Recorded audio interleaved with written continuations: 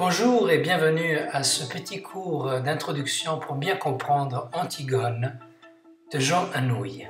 Alors, nous allons expliquer dans un premier temps le mythe des Labdacides ou la lignée maudite de Thèbes, les descendants du roi Labdakos. Le mythe des Labdacides raconte l'histoire tragique de la lignée royale de Thèbes, maudite par les dieux en raison des fautes commises par ses ancêtres.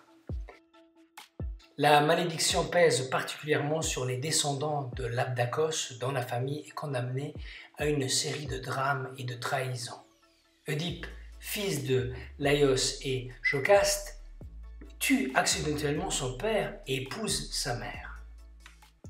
Jocaste, mère et épouse d'Oedipe, elle se suicide en apprenant la terrible vérité. Éthéocle et Polynice, fils d'Oedipe et Jocaste, ils se disputent le trône de Thèbes après le départ de leur père. Antigone, fille d'Oedipe et sœur de Polynice et Éthéocle, elle incarne la fidélité aux lois divines et au devoir familial.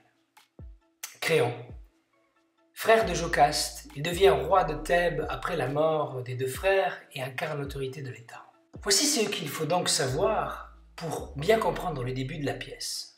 Après la chute d'Oedipe, ses fils, Éthéocle et Polynice, se disputent le pouvoir. Ils décident d'être rois de Thèbes, chacun durant une période d'un an. Or, après la première année, Éthéocle décide de ne pas céder le trône à son frère. Leur rivalité déclenche la guerre des Sept contre Thèbes, où ils finissent par s'entretuer. Créon prend le pouvoir et interdit l'enterrement de Polynice, vu comme un traître. Antigone désobéit à cet ordre par fidélité à son frère Polynice et est condamnée à être enterrée vivante. Cela provoque une série de tragédies qui déciment la famille de Créon. Son fils Aimant et sa femme Eurydice se suicident à leur tour. L'entêtement de Créon, son refus de céder à la pitié, conduit à la destruction de sa propre famille. Les choix de chaque personnage, qu'ils soient motivés par la loyauté, le devoir ou l'autorité, mènent inexorablement à leur perte.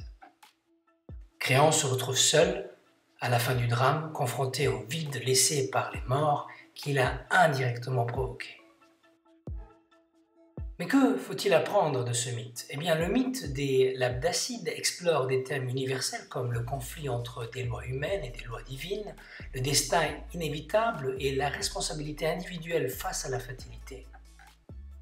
Antigone représente la fidélité aux valeurs morales supérieures, tandis que Créon incarne la rigueur inflexible du pouvoir politique. Le mythe montre aussi comment la malédiction familiale agit comme une force tragique inévitable, rappelant l'impuissance des humains face à la volonté des dieux et au destin. Merci d'avoir écouté. Il est temps maintenant pour vous de commencer la lecture d'Antigone de Jean Anouilh.